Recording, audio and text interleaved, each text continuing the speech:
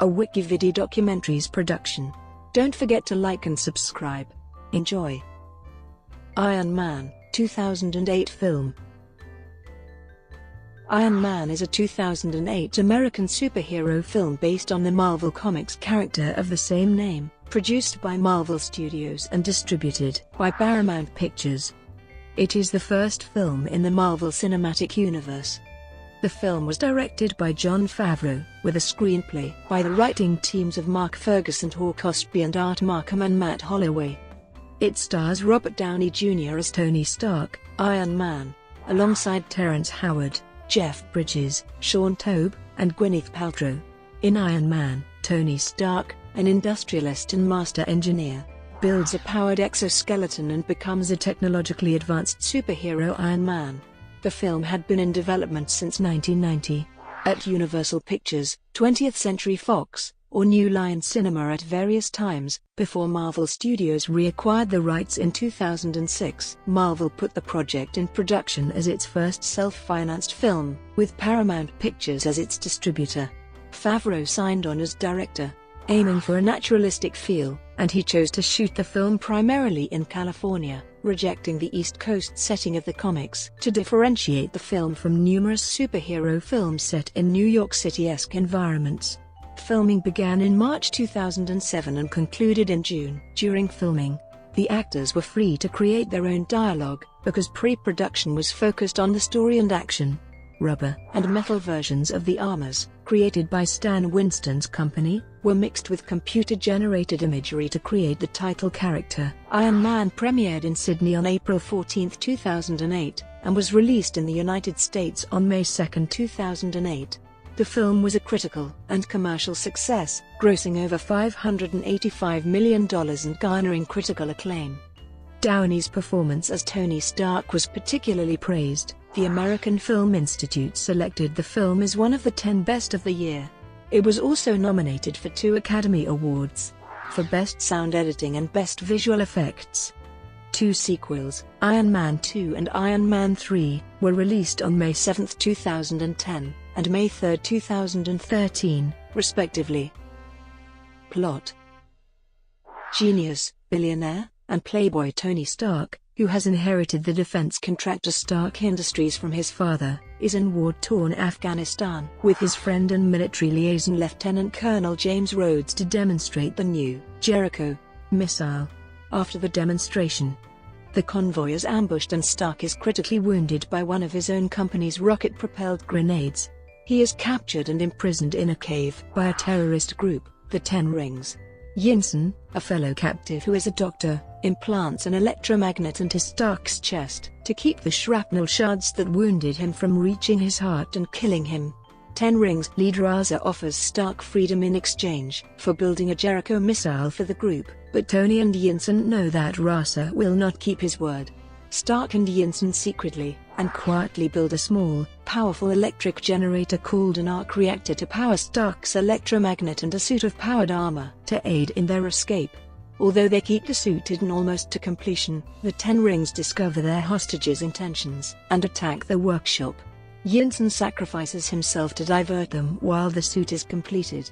The armored Stark battles his way out of the cave to find the dying Yinsen, then burns the Ten Rings' weapons in anger and flies away, crashing in the desert and destroying the suit by accident. After being rescued by Rhodes, Stark returns home and announces that his company will no longer manufacture weapons.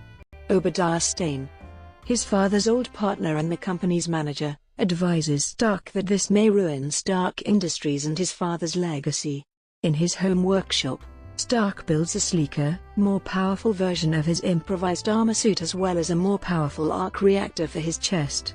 Personal assistant Pepper Potts places the original reactor inside a small glass showcase. Though Stane requests details, Stark keeps his work to himself, because he is suspicious of his company.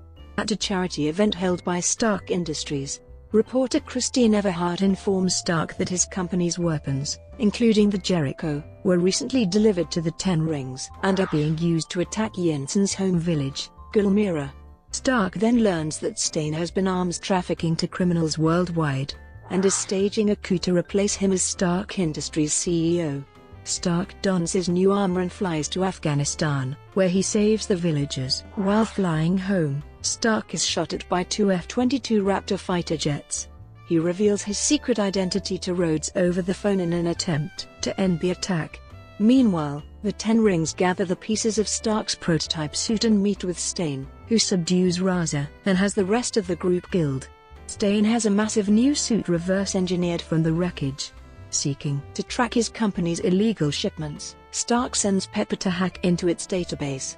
She discovers Stain hired the Ten Rings to kill Stark.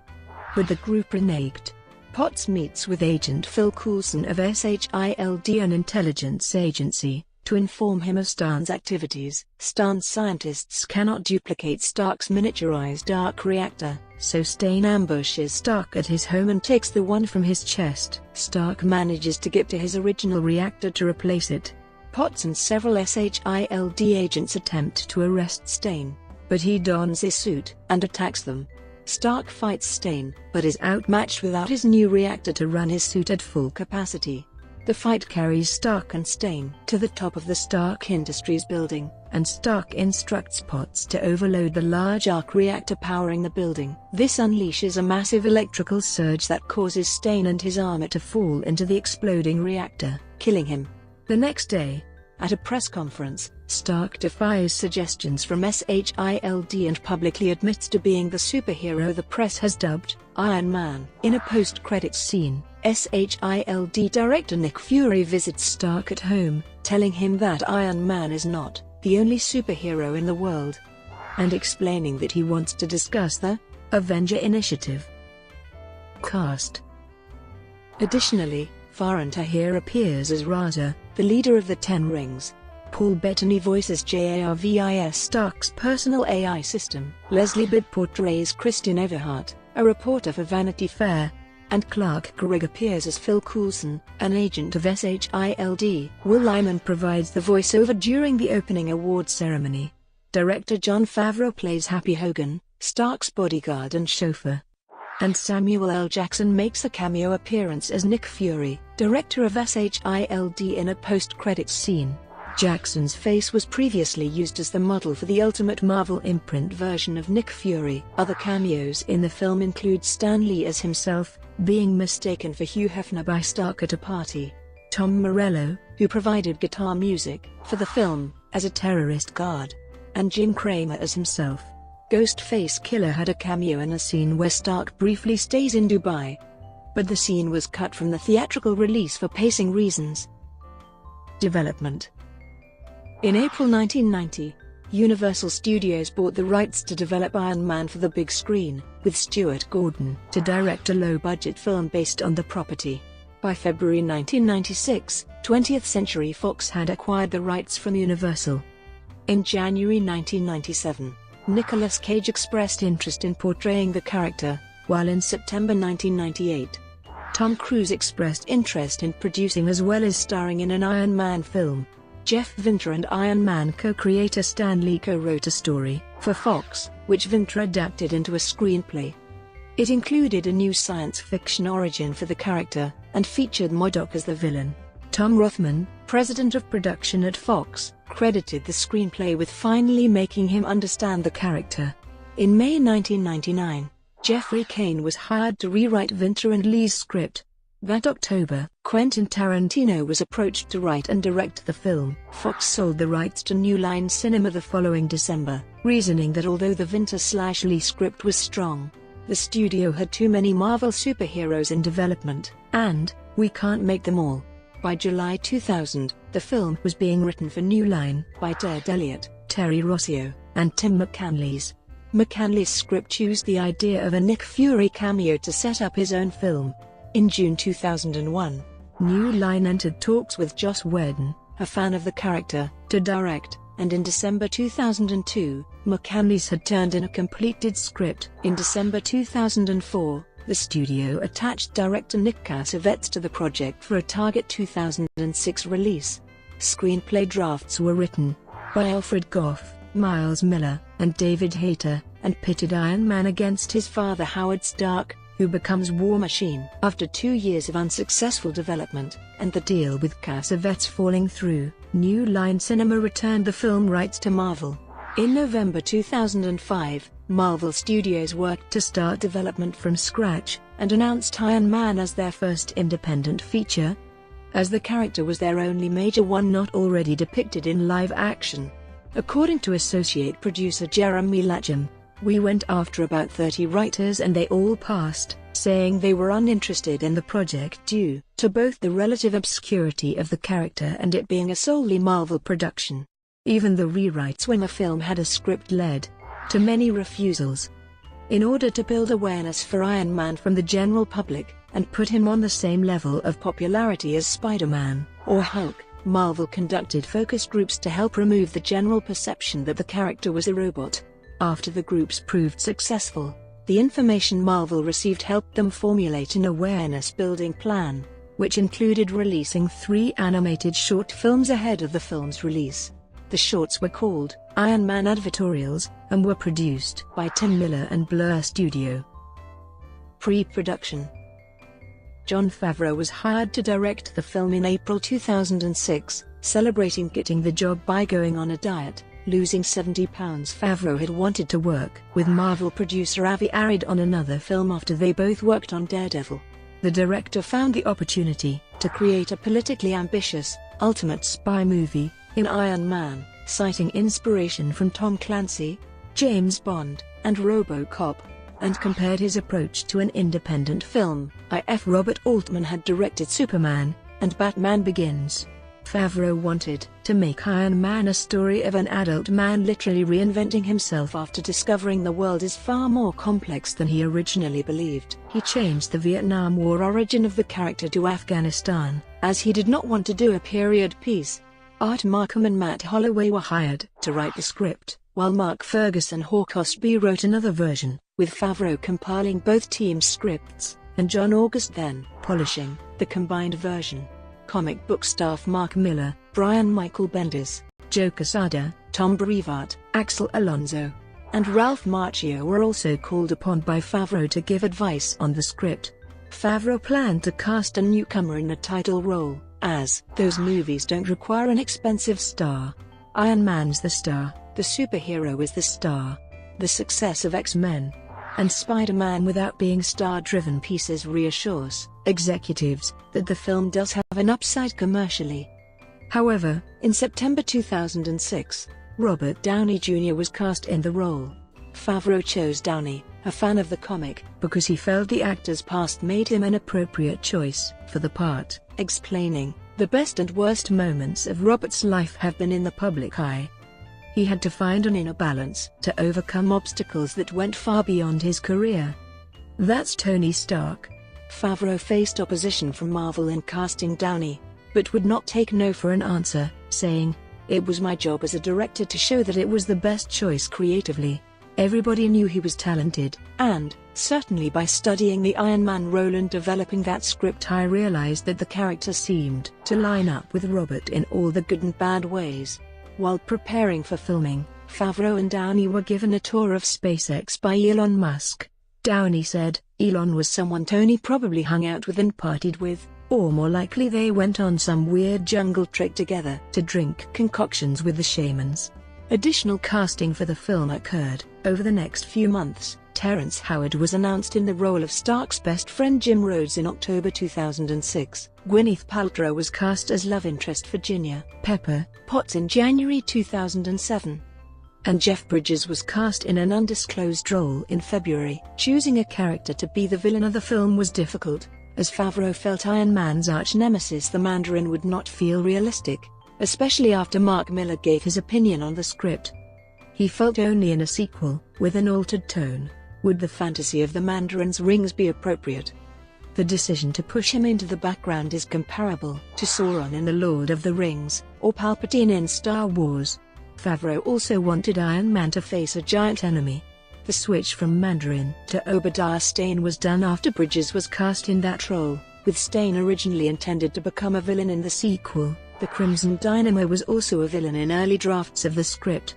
Favreau felt it was important to include intentional inside references for fans of the comics, such as giving the two fighter jets that attack Iron Man the call signs of Whiplash 1 and Whiplash 2, a reference to the comic book villain Whiplash, and including Captain America's shield in Stark's workshop. Favreau wanted the film to be believable by showing the construction of the Iron Man suit in its 3 stages.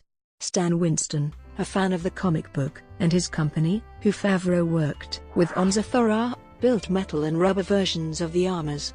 The Mark I design was intended to look like it was built from spare parts. The back is less armored than the front, because Stark would use his resources for a forward attack. It also foreshadows the design of Stan's armor. A single 90-pound version was built, causing concern when a stuntman fell over inside it, though both the stuntman and the suit were unscathed. The armor was also designed to only have its top half worn at times. Stan Winston Studios built a 10 feet, 800 pounds animatronic version of Ironmonger, a name which Obadiah Stane calls Tony Stark, and himself earlier in the film as a reference, but is never actually used for the suit itself in the film. The animatronic required 5 operators for the arm, and was built on a gimbal to simulate walking. A scale model was used for the shots of it being built. The Mark II resembles an airplane prototype, with visible flaps. Iron Man comic book artist Adi Granov designed the Mark III with illustrator Phil Saunders. Granov's designs were the primary inspiration for the films, and he came on board the film after he recognized his work on Jon Favreau's MySpace page. Saunders streamlined Granov's concept art, making it stealthier and less cartoonish in its proportions, and also designed the War Machine armor, but it was cut from the script about halfway through pre-production.